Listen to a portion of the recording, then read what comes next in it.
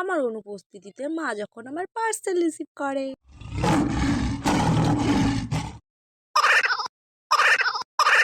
ইস কি গরম, তোমরা আমার জন্য দাঁড়ায় আছো কেন?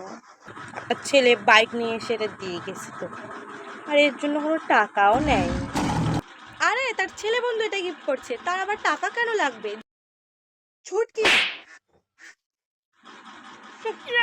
আবার এটার প্যাকেটের উপর তোর নামও লেখা ছিল।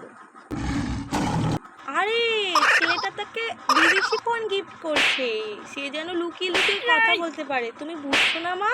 আমরা দুজনে এটা দেখেও নিচ্ছি অলরেডি। নে তুই দেখ এবার।